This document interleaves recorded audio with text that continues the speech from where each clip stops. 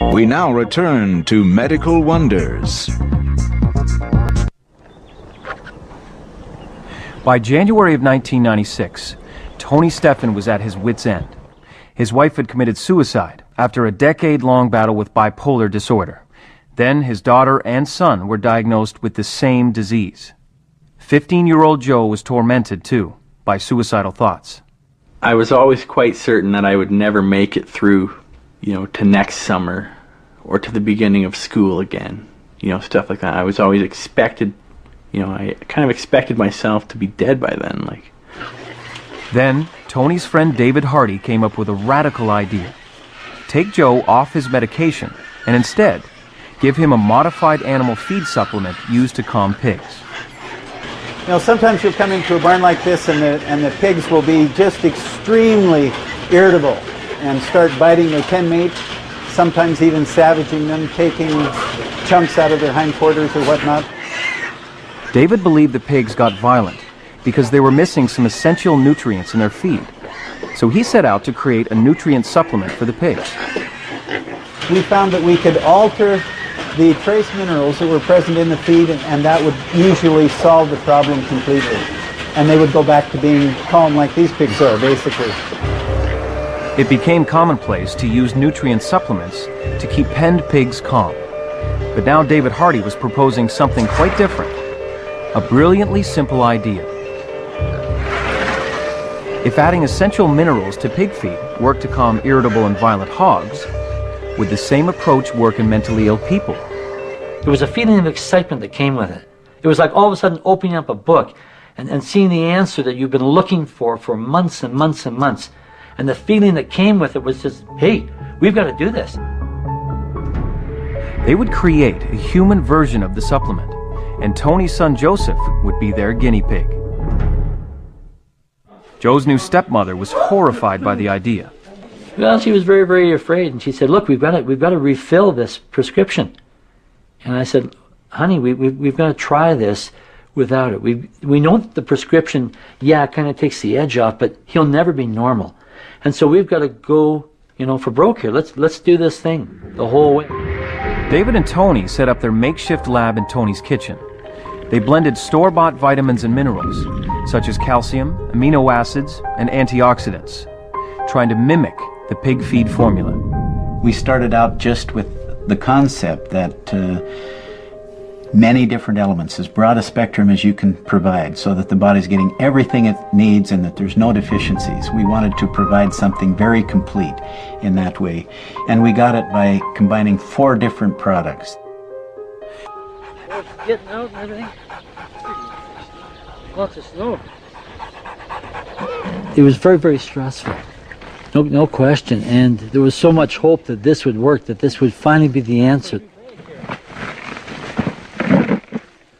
Yeah, aren't you?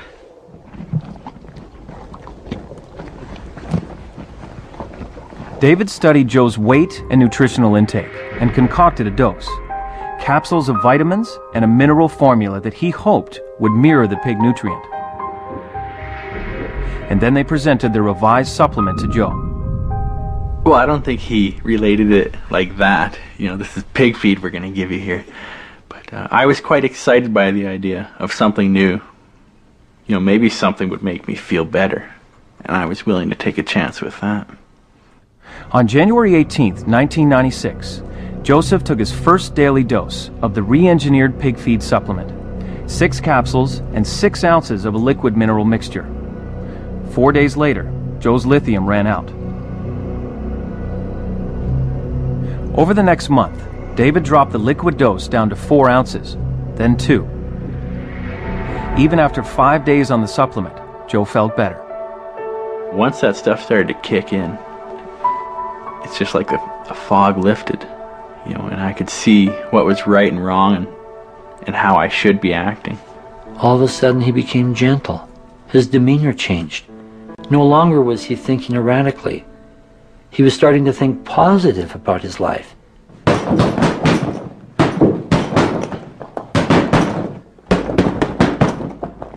Joseph's delusions and depression disappeared.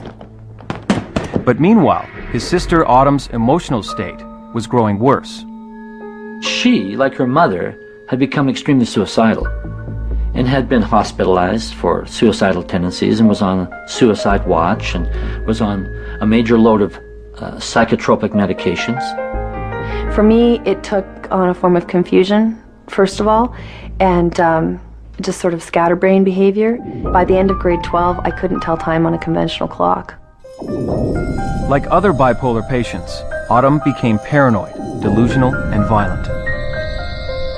Every morning when my husband would leave, I would start in with this real fear, like kind of a panic thing. I'd hear him lock the door, and you know how you put a key in a lock and it goes click, click.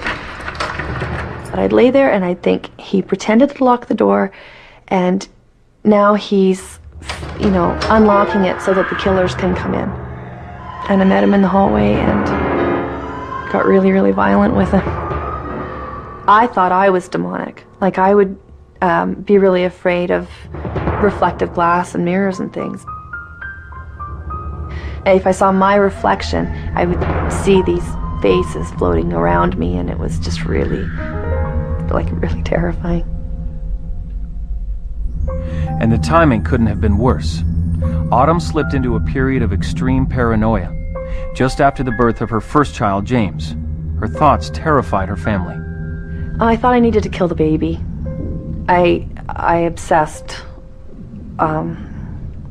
about ways to kill myself or to kill the baby. I didn't recognize what I was doing or thinking as really odd. It just seemed logical to me. Doctors tried a regimen of medications that cost almost $200 a month, but nothing controlled her slide. Haldol, Ribotril, Ativan, Epival, and then Cogentin was to counteract the Haldol, because Haldol makes you very stiff. You can't walk or bend. So it's like a rigid thing. Gosh, I mean, I wasn't even able to take care of myself at that point. Autumn couldn't be left alone with her baby, so her husband suggested she move into her father's home. And I remember how I just about wept when she walked through the back door, and she looked so bad. She was so drugged out. And trying to talk and trying to communicate with her was a chore. Tony looked at Autumn and saw his late wife all over again. He urged Autumn, who had been sick for 6 years, to try the supplement too. Don't worry, because Joe's off his meds and he's doing great, and you know, we're going to get you down here, we'll get you all fixed up. And I just snapped. I was furious. I couldn't believe that he was rocking the boat. My psychiatrist, my specialist, had said, you rock the boat and you will die.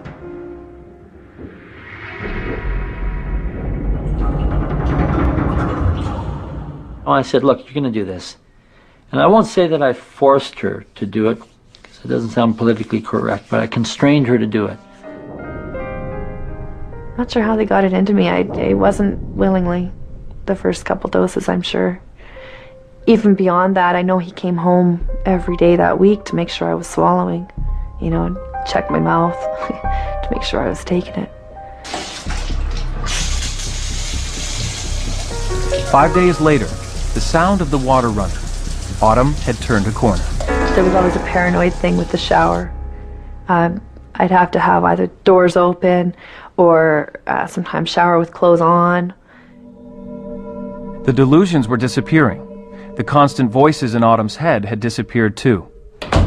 She said, you know, Dad, I think we can do this. This is changing me. I feel better. I feel more energy. I feel like I can think. I can think through a thought, and I don't have those ugly, suicidal feelings on me all the time now, you know? Hey, do you want to come over and look at the album? Sure. They told me when I was on the Haldol and a number of other medications, you know, maybe we'd want to consider having an operation so there wouldn't be any more risk of pregnancy, because the effects on a fetus would just be horrendous. He was a champ, wasn't he? Oh yeah. I'm just so glad I didn't take that advice. I've got 2 little girls now. It's kind of like starting over and getting a real life. It's been good. I absolutely believe that it's the hand of God, that this is an answer to our prayers, absolutely.